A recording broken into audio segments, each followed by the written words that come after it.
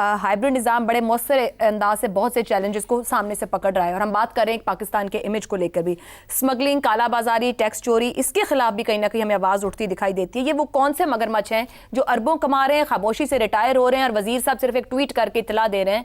क्या उनका यही काम बनता था? क्या हुकूमत का यही काम बनता है कि हमें बताए कि इंतजामिया अपना इंतजाम बाहर कर रही है, अवाम अपना इंतजाम कर ले? मैं हैरान हूँ कि अगर उस आदमी ने ट्वीट कर दी तब भी आपको वो पसंद नहीं। पसंद तो बहुत है, पर क्या ये करने का काम है हुकूमत के? एक मिनट मुझे बात कर, ट्वीट ना करता तब वो पसंद नहीं है? किसी जगह पर तो आप रुक जाएं।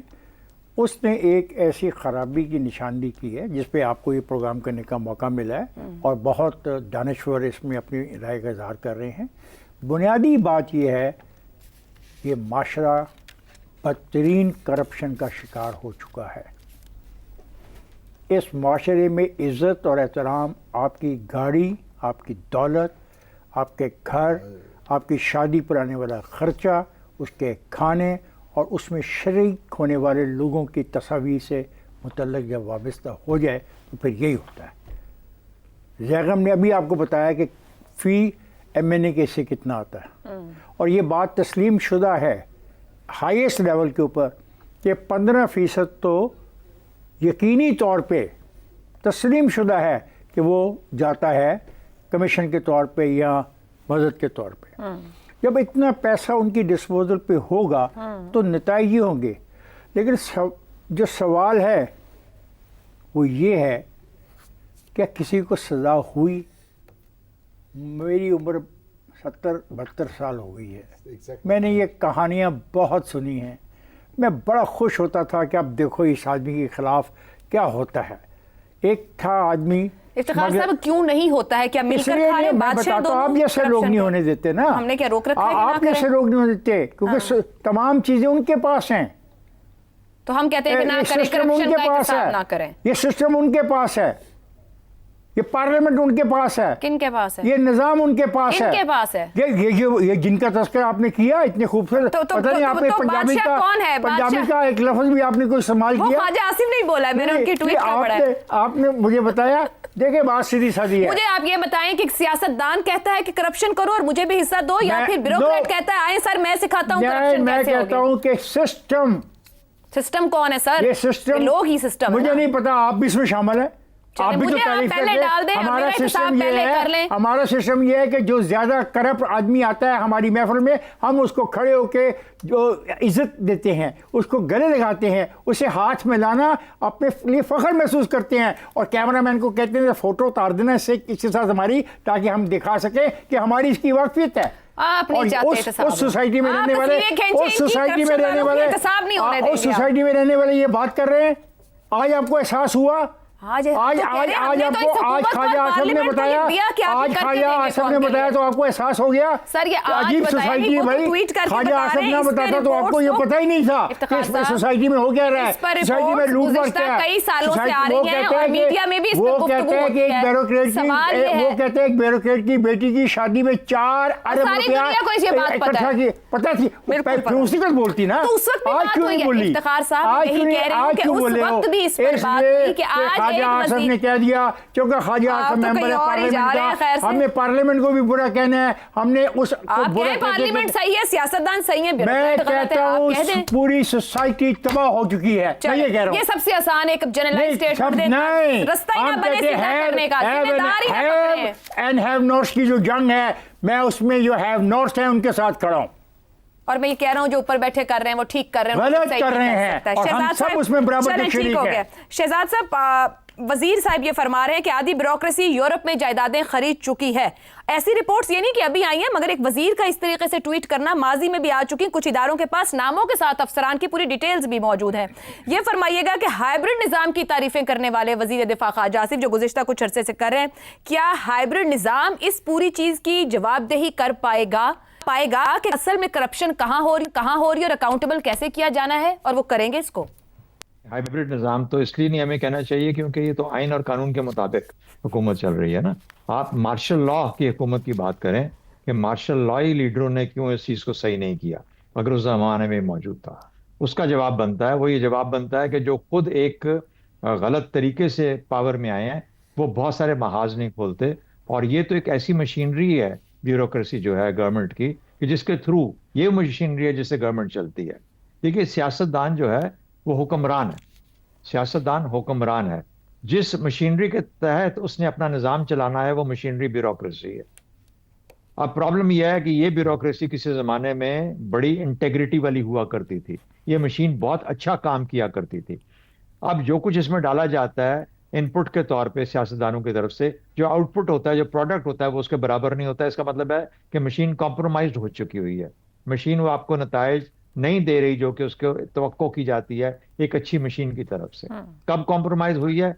आप इसकी तारीख में चले जाइए। आपने जिक्र किया कितने लोगों ने बाहर घर बना लिए, कितने लोग बाहर चले गए, तो उनका भी कोई डेटा होना चाहिए ना। वो डेटा खुल के सामने क्यों नहीं आता? कोई स्टडी क्यों नहीं हुई हमें पता लगे पाकिस्तानियों को कितना डेटा है? हो सकता है कि इतने लोग ना हो, लेकिन एक चीज जरूर है, हमें पता होना चाहिए कि हर सेक्रेटरी, हर वजारत का जो सेक्रेटरी होता है, हर वजारत का जो कि वजीर के नीचे होता है, वो उसका प्रिंसिपल फाइनेंस ऑफिसर होता है। उसके चेक के, उसके दस्तखत के बगैर एक पैसा वो वजीर या वजारत या उसका कोई शोबा खर्च नहीं कर सकता। ये ताकत है उस आदमी की। और ये ताकत कब दी गई थी? क्योंकि मशीनरी एक इंटेग्रिटी वाली मशीन थी।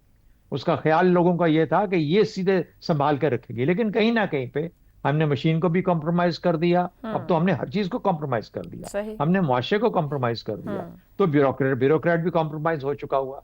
इसका हल क्या है?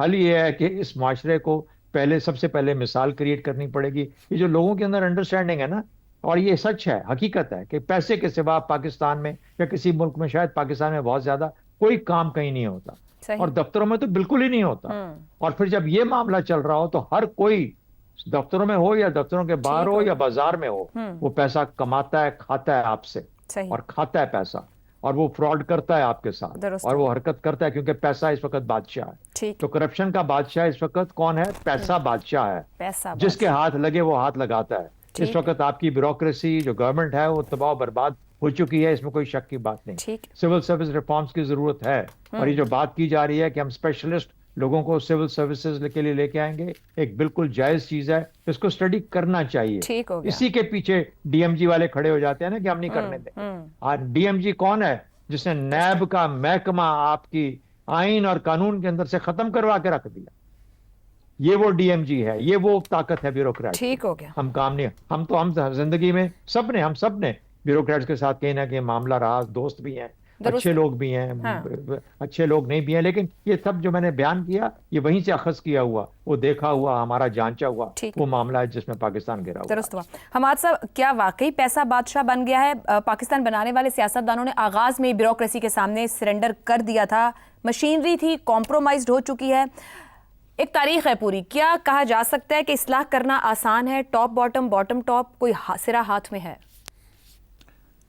जी, नीयत दरकार है। ये सब काम हो सकते हैं। किसकी नीयत? ये सब काम हो रहे हैं दुनिया में, और जिनकी नीयत से हो रहे हैं उनका भी मैं अभी तज़किरा करता हूँ। ख्वाजा आसिफ साहब का जो बयान है वो एक ऑन लुकर यानी बाय स्टैंडर्ड यानी तमाशबीन का बयान लगता है।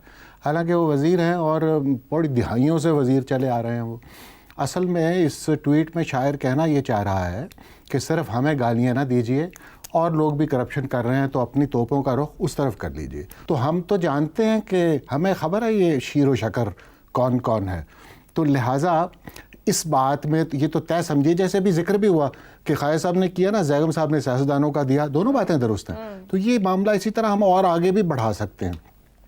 क्या मुल्क में करप्शन है? इस बारे में तो दो राय नहीं पाई जाती, हम सब जानते हैं। तो सिर्फ ब्यूरोक्रेट नहीं, ये हर तरफ करप्शन मौजूद है। अच्छा, हमारा इंटरनली तो हम बातें करते हैं, हमारा तजर्बा होता है, जैसे शहजाद साहब ने कहा मेरा ज़ाती तजर्बा है, मैंने देखी हैं कुछ चीज़ें, समझी हैं, सीखी हैं।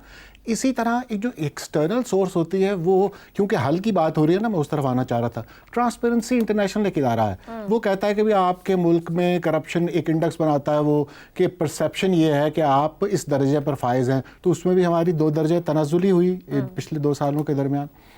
अच्छा, अब आप इसका हल क्या ढूंढते हैं? आप क्या समझते हैं कि कैसे इस मामले को हल किया जाए, जिस तरफ आपने इशारा भी किया कि नीचे से शुरू करें, ऊपर से शुरू करें? तो बात यह है कि हम अपने, एक मिसाल ज़हन में आ गई, हम अपने बुजुर्गों से सुना करते थे, वो कहते थे कि हम पूछते थे ना अच्छी शायरी में क्या, तो वो कहते थे यार आपको हम बताएंगे कि मजमून ये होगा, कलाम ये होगा, अलामत इस्तारा, तो ये सब छोड़ दीजिए, आप अच्छा शायर देख लीजिए कोई, तो आपको उससे समझ आ जाएगी कि अच्छी शायरी के वज़ाइफ क्या होते हैं। तो इसी तरह ये आप जो ट्रांसपेरेंसी की लिस्ट बनती है ना, इसमें जो साफ़ सुथरे ममालिक हैं आप उनकी फ़हरिस्त देख लीजिए, आपको समझ आएगी कि इन ममालिक में क्या कदर मुश्तरक है, ये क्या कैफियत है जो तमाम मुल्कों में पाई जा रही है, इसलिए वो ऊपर वाले दर्जों पे आपको नज़र आते हैं। तो आपको पहली बात जो नज़र आती है एक आधे इस्तिस्ना के अलावा, वो सब जमहूरी ममालिक हैं, वो तो ये हम भी उनकी हैं। बुनियादी बात है।